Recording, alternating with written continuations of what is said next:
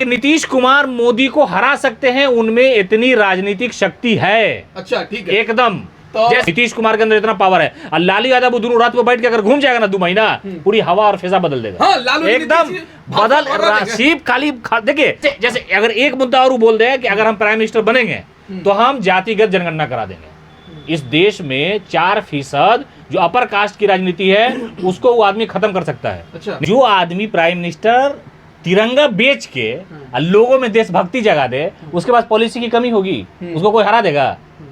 जैसे इन्होंने कहा कि Rahul Gandhi best prime minister हो सकते हैं, किसी कीमत पे नहीं बन सकते हैं, हम आपको कह रहे हैं। अभी जो चेहरा है वो नीतीश कुमार, वो एक ऐसा आदमी है कि वो चुनाव हरा देगा प्रधानमंत्री मोदी को। कैसे हरा देगा पता है? सिर्फ मोदी का एक क्लिप वो आदमी चला देगा पूरे हिंदुस्तान में। क्या पता है कि प्रधानमंत्री ने मन की बात में कह दिया था कि सबसे बड़े समाजवादी नेता बिहार में नीतीश कुमार हैं। अब बताइए, जिस नीतीश कुमार के बारे में समाजवादी नेता उन्होंने कह दिया, वो गाली दे सकते हैं स्टेज पे? राहुल गांधी का मुकाबला वो स्मृति ईरानी से करा देता है। मोदी पर कोई अटैक कांग्रेस करती है, स्मृति ईरानी चली जाती है। देखते हैं उनका तेवर। मैंने स्मृति बिहार, यानी बिहार का नाम सुनते ही आपके दिमाग में आता होगा आईएएस, यानी बिहार के बच्चे हमेशा आईएएस के एग्जाम में निकालते हैं और आईएएस में ज़्यादातर बिहारी आपको मिल जाते हैं। अभी हम बिहार के राजधानी यानी पटना में हैं और बिहार में नई सरकार बनी हुई है, तो हम इस युवाओं से बात करेंगे। एक लॉज में है जहां पर युवा अपने इस लॉज में रहकर तैयारी करते हैं। कोई बिहार के कोने कोने से आकर यहाँ पर पढ़ाई करता है गवर्नमेंट जॉब के लिए। तो बिहार में नई सरकार बनी है, तो अब जो छात्र हैं हमारे साथ, कुछ छात्र हैं, इनसे भी जानने का प्रयास करेंगे इस नई सरकार से क्या उम्मीद है। तो हमारे साथ सिमाप अख्तर जी हैं जो पटना के लोकल जर्नलिस्ट हैं और पटना यूनिवर्सिटी के छात्र भी रहे हैं। तो इनसे हम जानने का प्रयास करेंगे कि बिहार यानी आईएएस का हब रहा है, हमेशा से प्रतियोगिता परीक्षा में बिहार के युवा हमेशा से भाग लेते रहे। तो अभी मोदी जी हैं 8 साल से प्रधानमंत्री, और गृह मंत्री अमित शाह जी हैं, उनसे क्या उम्मीद है उनको? सर क्या उम्मीद है युवा? देखिए उम्मीद नहीं है, उम्मीद तो इस देश में खत्म हो गई है। एज ए जर्नलिस्ट हम आपको बताना चाहते हैं कि यहाँ अमित शाह आए थे यहाँ पटना, घूम करके चले गए, जाने के बाद सरकार उनकी टूट भी गई। मोदी जी तो आते ही रहते हैं, इसी पटना यूनिवर्सिटी में आए थे वो।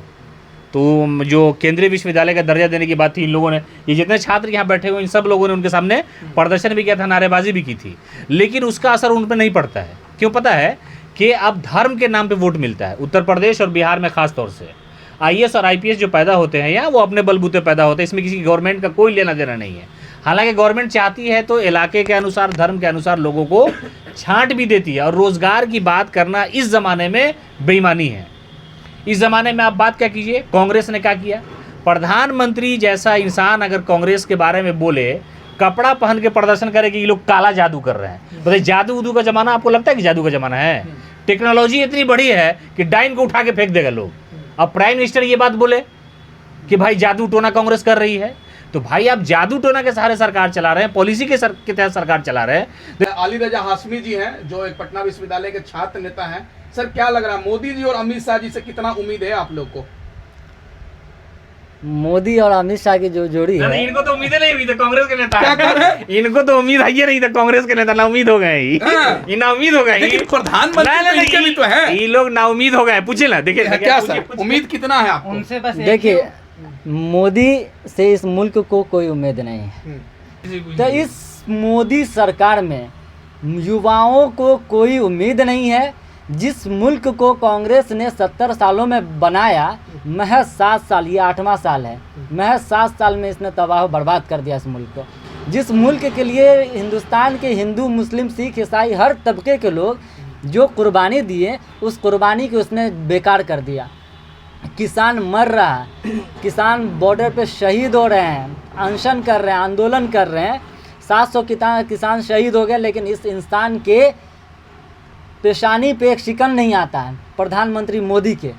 2024 में अमित शाह जैसा जो ये है, ये तो समझिए कि ये फिरौती उसूलने वाला है। जैसे आप देखते हैं ना कि पैसा उसूलता है, इसी तरीके से विधायक को मतलब कि है ये करता है, पैसा खरीदता है। सर नहीं, मोदी जी आने वाले हैं या जाने वाले हैं 2024 में? देखिए, धर्म की राजनीति जो है, मजहब की राजनीति ज़रूर मतलब कुछ दिनों के लिए अच्छी लगती है, लेकिन हिंदुस्तान की पूरी आवाम जान चुकी है, हिंदुस्तान के लोग जान चुके हैं कि इसने मुल्क को बर्बाद कर दिया है महज 8 साल में। इसलिए 2024 में मोदी सरकार हमेशा के लिए जा रही है, और ये जब जाएगी तो नरेंद्र मोदी ने कहा था, अमित शाह ने कहा था कि 50 साल हम सत्ता में रहेंगे, ये 50 साल इनका वनवास होगा, और अमित शाह जैसे लोग जेल जाएंगे। अमित शाह जेल जाएंगे। मोदी के बाद प्रधानमंत्री के लायक है कौन? मोदी के बाद हमारे मोदी क्यों? मोदी हमको बीजेपी से क्या लेना देना? भाजपा के लोग कहते हैं मोदी नहीं तो कौन, मोदी नहीं तो कौन? हमको मोदी के बाद वो भाजपा की प्रॉब्लम। हमारे कांग्रेस के बड़े बड़े नेता हैं, हमारे राहुल गांधी प्रधानमंत्री के कैंडिडेट हैं, हमारे कहते हैं वो जो हमारे मनमोहन सिंह को भी मौन कहा जाता था, और मनमोहन सिंह सरदार थे, असरदार थे, वो 5 रुपए की पेन रखते थे ना, अब मोदी जी माउंट ब्लैक की पेन रखते हैं। दोनों की हैसियत ना लिखने वाले की हैसियत बताई जाती है। प्रधानमंत्री मनमोहन सिंह ने जो काम इस मुल्क के लिए कर दिया, जिस तरीके से फिनांस मिनिस्टर जब वो बने थे तो पूरी दुनिया में अर्थव्यवस्था ख़राब थी, तब इस मुल्क की अर्थव्यवस्था को बचाया।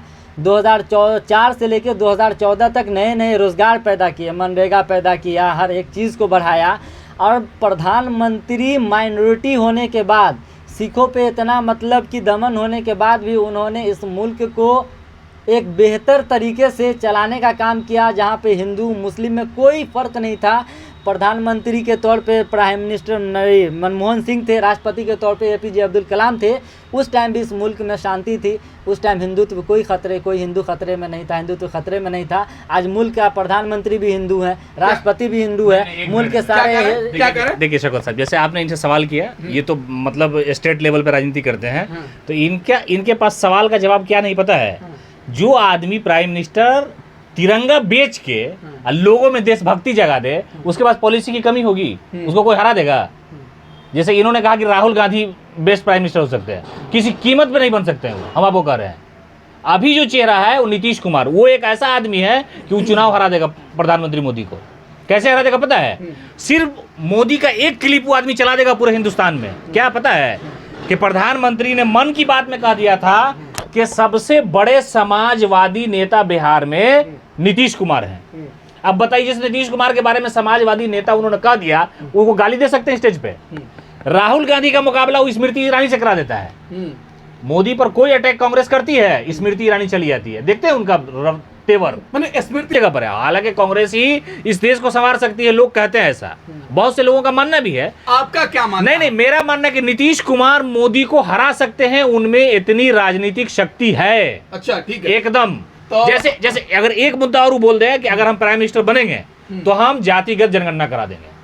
इस देश में 4% जो अपर कास्ट की राजनीति है उसको वो आदमी खत्म कर सकता है। अच्छा। नीतीश कुमार के अंदर इतना पावर है। और लालू यादव वो दोनों रात को बैठ के अगर घूम जाएगा ना 2 महीना, पूरी हवा और फिजा बदल देगा। हाँ, लालू एकदम बदल सिर्फ खाली देखिए, राजनीति मुद्दों की नहीं होती है। हाँ। मुद्दा तो बाद में आता है, राजनीति असल फेस की है। आज मोदी एक बार, लालू जी और नीतीश जी मिलकर मोदी को हरा हम एकदम हरा देंगे। यहाँ कम से कम 35 सीट ले आएंगे बिहार में, वो दोनों आदमी हम आपको बता रहे हैं। 35 सीट से 35, 303 है ना उनके पास। हाँ। 273 चाहिए। हाँ। 273 चाहिए। हाँ। 303 है अली जी, अली हाशमी यहाँ 40 को है, घटाइए कितना घटेगा? 30 घटाइए उसमें से। कितना से? 373, 303 में से 30 घटा दीजिए, 273 बच गया। यही कम हो जाएगा। बंगाल में जो 16 सीट जीते हुआ है उसमें से बीजेपी को मुश्किल होगा 1 से 2 जीतेगा। जेएमएम हरा देगा, ऐसे हार जाएगा, मतलब क्लियर हार रहा है। तीनों स्टेट में अगर बीजेपी का उतना सीट कम कर देगा ना, सीधे प्राइम मिनिस्टर से हार जाएगा। कहीं जाने की जरूरत नहीं है उसको, लेकिन उसके लिए फेस चाहिए। अब राहुल गांधी के अंदर क्या है कि बात अच्छी करते हैं, पढ़ा लिखा इंसान है वो, लेकिन वो बात करता है पॉलिसी वाला, ऑक्सफोर्ड वाला। ऑक्सफोर्ड नहीं चलेगा जी। यहाँ लोग क्या होता है कि ऑडियो वीडियो में भेज दीजिएगा कि ये देखिए मोदी जी ने हिंदुओं के लिए ये किया, उस सुनने वाले को पता नहीं कौन भेजा है, कहाँ से भेजा है। उसको लगता है हाँ मोदी जी भेजे तो अच्छा ही भेजे होंगे। बात समझ रहे हैं? पटेल जी हैं सर, आपसे हम जानना चाहेंगे, अभी कांग्रेस के छात्र नेता हैं, तो क्या लग रहा है मोदी जी युवाओं को रोजगार देने में कितना सफल रहे? उन पे आरोप भी लगता है कि वो वो रोजगार की नहीं धर्म की राजनीति करते हैं। देखिए, सबसे पहली बात तो ये कि जो अपनी बीवी की उम्मीद नहीं पूरा कर पाए, वो देश की जनता, आम आवाम, युवाओं की क्या उम्मीद पूरी करेगी? उससे युवाओं की, आम आवाम की सारी उम्मीद मर चुकी है। ठीक है, आवाज आ जाएगा, आवाज आ जाएगा। तो क्या लग रहा है कि रोजगार देने में कितना सफल रहे मोदी जी? मोदी जी से युवाएं रोजगार के लिए कोई उम्मीद ही नहीं रखती है। आपको तो पहले ही बता चुके हैं, जो अपनी बीवी की उम्मीद नहीं पूरा कर पाए वो युवाओं की, आम आवाम की, और देश में इस तरह से वो धर्म की राजनीति में फंसा दिए हैं, इस तरह से जाति को तोड़ तोड़ के जातिगत राजनीति में फंसा दिए हैं। इससे कोई उम्मीद नहीं अब की जा सकती है। 2024 में क्या लग रहा है, मोदी जी आ सकते हैं या उनकी हार होगी? बदलाव तय है। हाँ। 4 मोदी है। हाँ। 4 मोदी है। अच्छा। जानते हैं कौन है? 2 का तो भगौरा है, 2 का नमूना है। हाँ? 2 कौन का भगौड़ा, कौन नमूना है? ललित मोदी भगौरा, नीरव मोदी भगौरा, और सुशील मोदी नमूना, नरेंद्र मोदी नमूना। किस मोदी की बात कर रहे हैं आप? प्रधानमंत्री की बात कर रहे हैं भाई साहब। अरे बाबू तो बहुत बड़ा ड्रामेबाज है। काहे उसका नाम ले रहा है?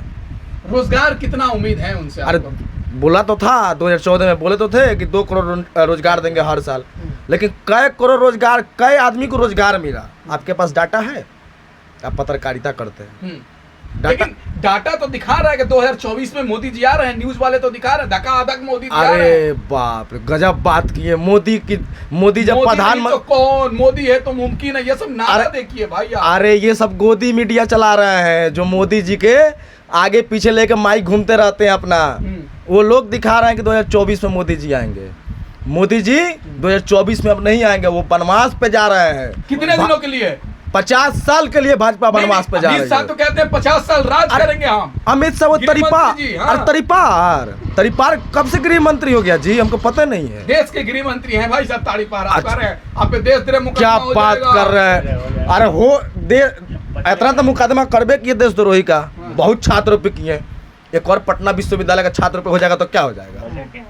देश के लिए चाहे देशद्रोही का मुकदमा हो, चाहे मेरा जान ले लिया जाए, हम देश के लिए, युवाओं के लिए, छात्रों के लिए हमेशा लड़ते रहेंगे। ये पटना विश्वविद्यालय के छात्र एक बोल रहा है, एक छात्र नेता बोल रहा है। ये मोदी की तरह फर्जी आदमी नहीं बोल रहा है, ये अमित शाह की तरह फर्जी आदमी नहीं बोल रहा है। अमित शाह क्या है?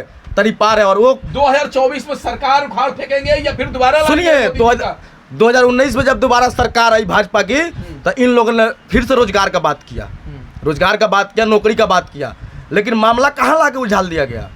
यहाँ लाके उलझा दिया गया कि एनआरसी लागू करेंगे, एनपीआर लागू करेंगे। वही गृह मंत्री, वही तरीपार वही फैसला करेगा कि कौन देश में रहेगा, कौन देश से बाहर जाएगा। जो इसको गुजरात हाई कोर्ट ने ऑर्डर किया था 6 महीना दिन स्टेट से बाहर रहने के लिए, उन लोगों का कोई वादा काम नहीं होता। सिर्फ वादा उन लोगों का ये बहलाने फुसलाने के लिए किया जाता है। 15 लाख का वादा किए, एक भी वादा पूरा नहीं हुआ। बिहार में 19 लाख रोजगार देने के लिए वादा किया 2020 के विधानसभा चुनाव में भाजपा ने, लेकिन यहाँ 2022 1.5 साल तक लगभग की सरकार चली थी। 1.5 साल चली ना, 1.5 साल चली, लेकिन एक भी नौकरी, एक भी रोजगार बता दीजिए हमें, एक भी परिवार, एक भी युवा रोजगार पाया हो? बीजेपी और कांग्रेस का मुकाबला मुमकिन नहीं है, इसलिए कि भारतीय जनता पार्टी के पास बहुत ऐसी पॉलिसी है। हम ये मान रहे हैं, मौजूदा वक्त की जो राजनीति चल रही है, कि नीतीश कुमार ने बिहार में बीजेपी से मुकाबला करने के लिए तेजस्वी को सामने रख दिया है, जबकि नीतीश कुमार केंद्र में अगर राजनीति करने जाते हैं तो वो मोदी को हरा देंगे। ये तय है कि हरा देंगे, और ये हराने की राजनीतिक शक्ति सिर्फ नीतीश कुमार में है। ये आप मान के चलिए, इसको कोई माने या ना माने। कांग्रेस को थोड़ा सा सेक्रीफाई करना पड़ेगा, थोड़ा पीछे हटना पड़ेगा कि भाई हम आपके साथ हैं। अगर बहुत चिंता है लोगों की, महंगाई की, इसकी उसकी, और फिर वही राजनीति करने की, हम हरा देंगे, आएंगे, ये कर देंगे, वो कर देंगे, निर्माण कर देंगे, तो उस सबसे कुछ होना जाना नहीं है। बिहारी की भाषा में वही बोला जाता है कि इधर से गए उधर से निकल लिए, वो कुछ होना नहीं है। ठीक है, थैंक यू।